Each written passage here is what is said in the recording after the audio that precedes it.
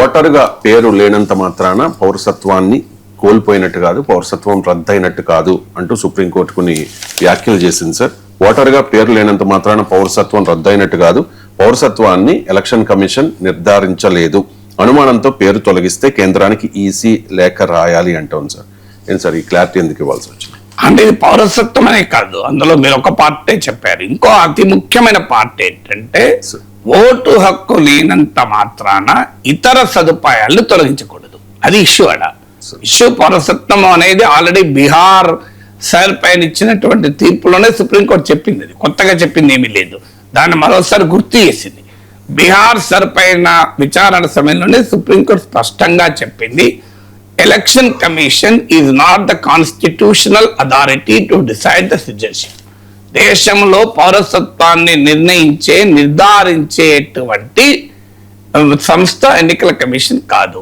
ఆ భారత రాజ్యాంగంలోని ఆర్టికల్ 324 ప్రకారం ఎన్నికల కమిషన్ ఎవరు ఓటర్ జాబితాలో ఉండవచ్చు, ఎవరు ఓటర్ జాబితాలో ఉండటానికి వీలు లేదు అనేది మాత్రమే నిర్ణయించే హక్కున్న సంస్థ. భారత రాజ్యాంగంలో ఆర్టికల్ 9, 10, 11, 12 ఇలా సిటిజన్షిప్ కు సంబంధించిన అంశాలలో ఎన్నికల commission is not the authority.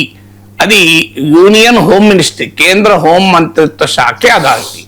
ఎన్నికల కమిషన్ ఓటు హక్కును డినై చేస్తే కేంద్రానికి ఆ సమాచారాన్ని ఇవ్వాలి.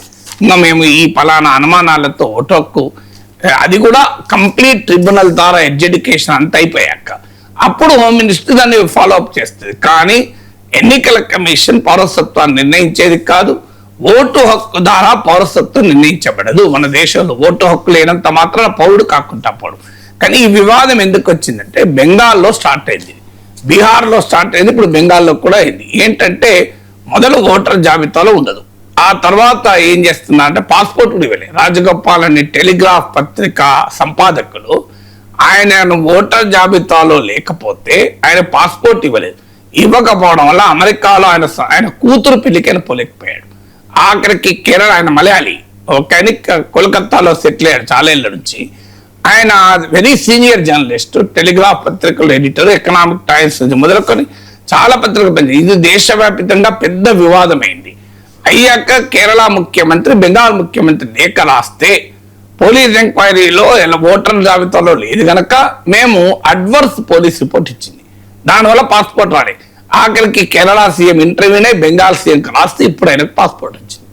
సో ఇది జరిగిన తర్వాత ఒక పెద్ద చర్చ ఉంది. నువ్వు ఓటు హక్కు లేకపోతే పాస్పోర్ట్ ఎట్లు ఇవ్వవు, పాస్పోర్ట్ ఆపే అవకాశం ఎక్కడిది? అది మీకు ఇప్పుడు బెంగాల్లో ఇంకోటి ఏం చేశారంటే సంక్షేమ పథకాలు, అన్నపూర్ణ స్కీమ్ అని ఉంది, పబ్లిక్ డిస్ట్రిబ్యూషన్ స్కీమ్, సంక్షేమ పథకాలకు కూడా అనర్హులు ప్రకటించారు.